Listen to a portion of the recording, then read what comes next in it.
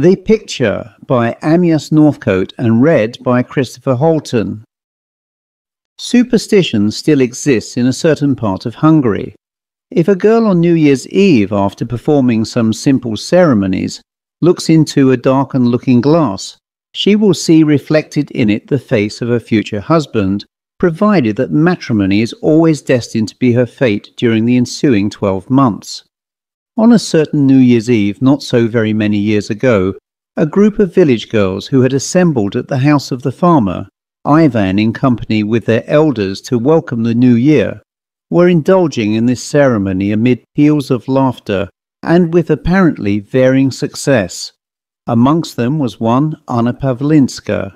When it came to her turn and she had looked in the glass, she uttered a slight exclamation and laid the mirror down in some haste. No questioning by her companions elicited any information, but after the party had broken up, she confided to her grandmother that she had distinctly seen the face of a man in the glass, whom she did not know, but of whom she gave a very clear description. When she had finished, her grandmother sat for a short time in silence, and then said, "I do not understand it, Anna, but I charge you most earnestly to forget what you have seen. You have described clearly a man whom I have known. It was many years ago, and if he is indeed still alive, he must be absolutely different now from this vision you have seen. But I believe him to be dead, and that his evil soul is where he can no longer work mischief. Never speak or think of him again. No good can come of it." Whether Anna followed the advice of her grandmother in every respect is not known, but at any rate she never spoke again of her vision. It is now necessary to introduce the characters of the story, and I begin with the heroine, Anna Pavlinska, the 18-year-old daughter of the bailiff of the W property in Hungary. Her grandfather had been a man who by his own talents had raised himself to a position superior to that of the majority of the peasantry, and at the time of his death had been what corresponds in England to the foreman carpenter on the estate of the Count of W. In 1848, when, as is well known, there were revolutionary disturbances in various parts of Hungary, he had been the leader of a mob which had attacked the castle of W. The object of the mob had been somewhat indefinite, but it had shown a desire to get hold of and probably to kill the then Count W. This gentleman, however, had not been found in the castle, and the mob had dispersed without doing serious harm. In fact, except for the looting of the wine cellars and the chasing away of a few Austrian servants who formed the Count's household, and who fled the neighbourhood in fear for their lives, no harm was done. After the troubles, which were not serious in this part of the country, for some reason, this Pavlinsky was not arrested and found himself left undisturbed in his position of foreman carpenter. About 4 years after the rising, Pavlinsky was at work one day executing repairs to the roof of the castle when, according to the testimony of a fellow workman, he suddenly threw up his arm, as if to ward off a blow, uttered an unintelligible cry and staggering backwards fell into the courtyard below, where he was picked up with a broken neck. At the time of his death, Pavlinsky was married and had one child, a boy to whom he had given a good education, and, as he was endowed with some natural abilities, the young man gradually rose to a position equivalent to that of estate bailiff.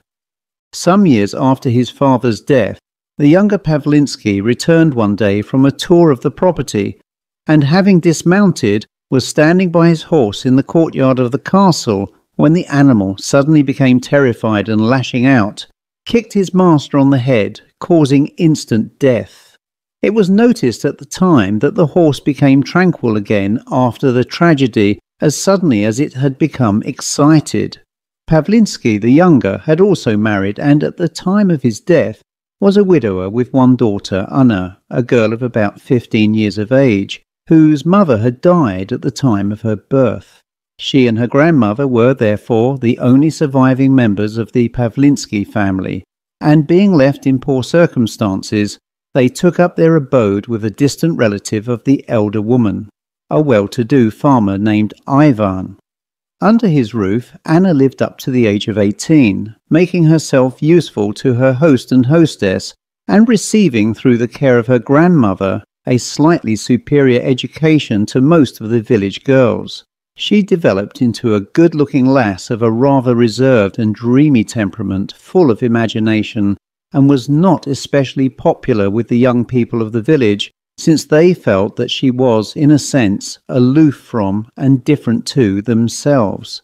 Count W's castle, the scene of the tragic events connected with the Pawlinski family, was a large and handsome building standing on a slight eminence to the west of the village. The entrance hall and other parts of the castle situated on its eastern side were of great antiquity and looked down onto it from a distance of about half a mile. The western part of the castle was of more modern construction and commanded an extensive view of the Hungarian plain. In 1848, the direct line of the W family had dwindled down to one representative, who was popularly known locally as the Wicked Count. His reputation, however, was largely one of hearsay as far as the village was concerned, and was founded chiefly on the fact that, contrary to Hungarian traditions, he had embraced in his youth the side of the Austrian government, had gone to Vienna, and had there joined the Imperial Guard. After some years' service in the Austrian army, he had retired, and after a further stay in the metropolis, had returned to W, where he lived a quiet life attended exclusively by imported Austrian servants. His means were scanty, as the estate was much decayed, and it was by no means clear whence he derived income sufficient to maintain himself at all. He was addicted to sudden and secret comings and goings, and popular rumour ascribed to him the part of an Austrian secret agent, hence his local sobriquet. In appearance, Count W was a tall, handsome man with curly dark hair and black eyes, and in 1848 was about 45 years old. At the time of the emeute previously described, he was residing at the castle, and it was greatly to the astonishment of the mob that he was not found therein, but presumably he had had warning of their coming and had escaped. What was even more singular was that he never reappeared. After that autumn afternoon in 1848, he vanished completely, and some years later, his death is presumed, the estate passed to a distant relative then living in America.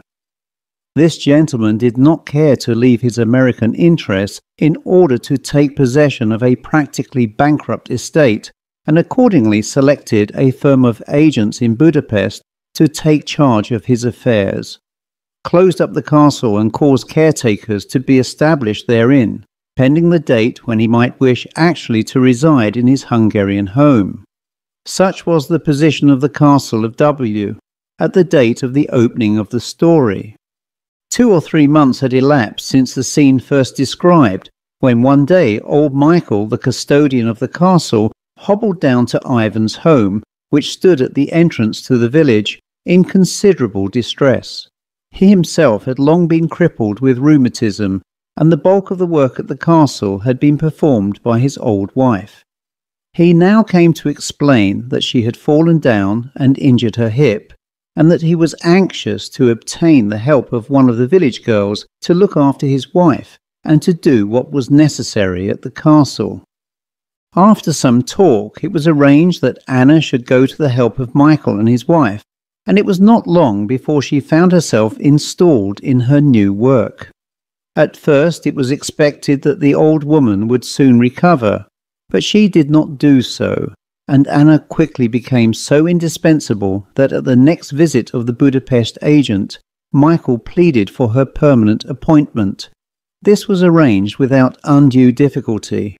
Anna now became a regular resident of the castle and found plenty to occupy her in looking after the old couple and in doing a certain amount of airing and cleaning in its closed-up rooms. She also began for the first time to keep a diary of her daily life, and it is upon this diary that we depend on for the next portion of the story. Matters appear to have gone on quite uneventfully until midsummer, when on the eve of the feast of St. John, Anna found herself engaged in cleaning in the West Gallery, a long and noble apartment in the newer part of the castle.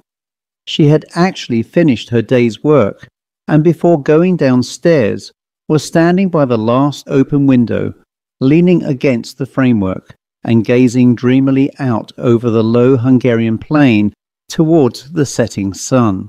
All was absolutely still. No air was stirring, and the only sounds audible were the noises of a distant farmyard. She was about to close the window and leave the gallery when she was startled by hearing a low sigh behind her, followed by a gentle rustle. She turned hastily to see nothing to account for the sigh, but the rustle was easily explained by the slipping off of the covering of one of the pictures behind her. The rays of the setting sun shone full upon it and showed it to be the portrait of a tall, dark, handsome man of about 40 years of age, clothed in the fashion of some 35 years previously. In an instant, Anna recognized the picture as being that of the visionary being she had seen in the looking-glass, of which the memory had never left her. Wrapped in astonishment, Anna moved nearer the picture and saw by the legend on the frame that it was the portrait of the so-called wicked Count W, who had vanished mysteriously so many years ago.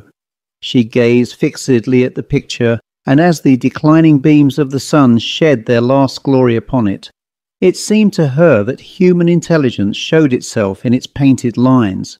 Its features seemed to become endued with life and to smile upon her. As she stood before it, an awful sense of an unfolding mystery took possession of her. She was filled with joy at the manifestation vouchsafed to her.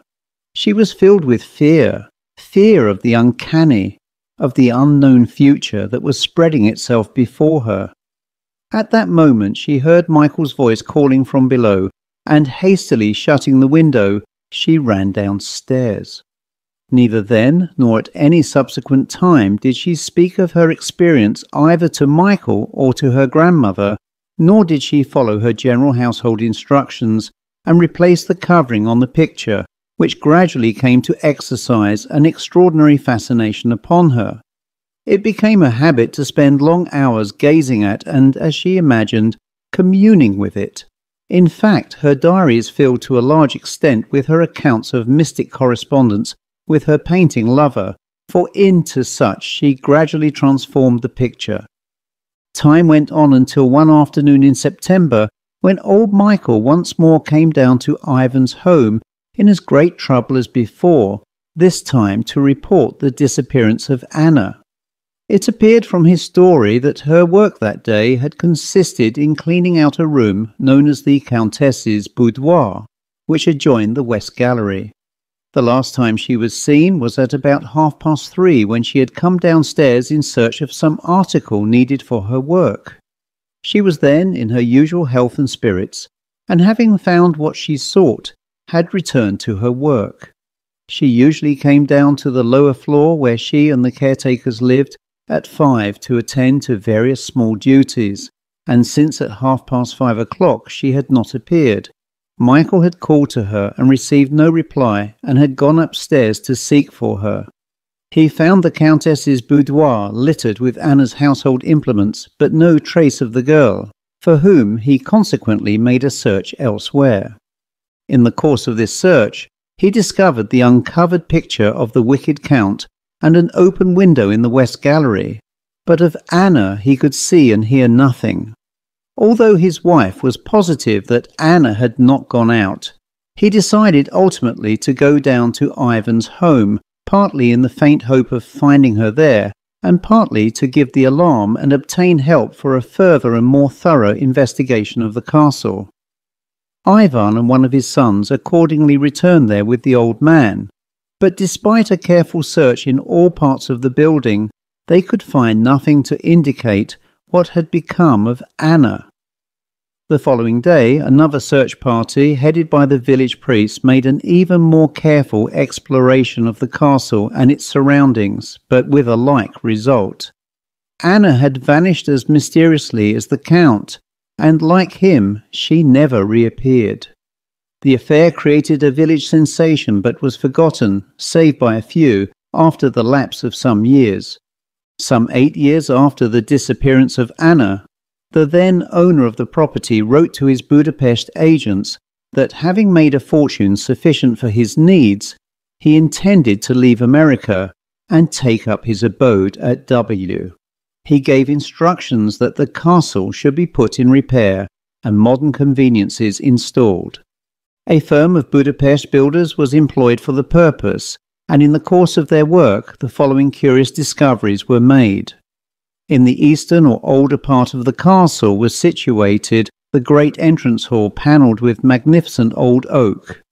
It was necessary to remove part of this panelling temporarily, and the workmen engaged on the task discovered close to the entrance to the castle a movable panel in the woodwork, which formed the outside of a strong secret door.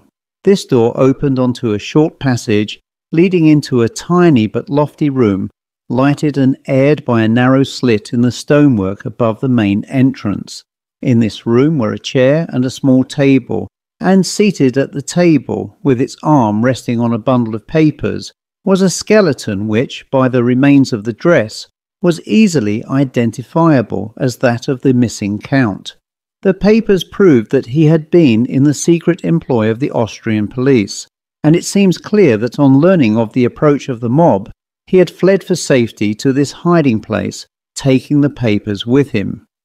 It was noted, however, that the spring opening the door from within was broken, and it was therefore evident that once the Count had entered the passage and closed the door, he was a prisoner. Whether he knew that the lock was hampered and relied on being able to summon aid by calling his servants after the mob had gone, or whether he himself broke the spring in attempting to open the door, cannot now be known. But it will be remembered that the mob drove the servants away from the castle, which remained absolutely deserted for a period more than long enough to cause the Count's death by starvation. He had evidently met his fate with resignation and had died in his chair with his arm on his papers. His fate forms no great mystery, but the discovery of a second skeleton in the little room gives rise to a more interesting problem. For, crouching at the foot of the Count in a kneeling position and in an attitude of adoration, was found the skeleton of a girl which it was not difficult to identify as that of the lost Anna. The problem to solve is, how did she reach the place where she was found? Why was she found in that attitude? And why did she not permit herself to be rescued by the searchers? At the time of the discovery, Anna's grandmother Michael and his wife were all dead, but the priest and Ivan were both alive and narrated the happenings of that September afternoon to the Budapest agent who, summoned in haste, came to W and saw the bodies in the position in which they were found. It was clear that at 3:30 on the afternoon of her disappearance, Anna was in good health and spirits. Her diary showed that up to the night before, she had been ignorant of the existence of the secret room. It is impossible that she should have known it and of its contents, and should not have mentioned them in her diary. As she did not come down to the kitchen at 5 o'clock, it must be assumed that at some time between 3:30 and 5 o'clock, something occurred which caused her to leave her work in one part of the castle, go to another part, discover a secret room, and voluntarily shut herself up in it. It was proved that the door of the secret passage was not self-closing, and having entered the secret room, why did she kneel down and adore a skeleton? Most people, young girls especially, on finding themselves in such company, would have done their best to escape from it. Again, why did she not make her presence in the secret room known to one or other of the search parties? It is unlikely that she died so quickly as not to have heard either Michael or later on the first search party calling in the East Hall, though it is possible she may have succumbed before the advent of the priest's party on the following day. The questions, as my friend the Budapest agent said, are easy enough to put, but impossible to answer, unless one is willing to believe that the wicked Count, driven to his terrible death by the mob headed by Pawlinski, continued after leaving his earthly body to pursue Pawlinski and his family with his vengeance. The seemingly accidental and violent deaths within the walls of the castle of the two male members of the family may perhaps be thus explained, as well as the singular illusions which lured to her end the unfortunate Anna, the last of her race. The end.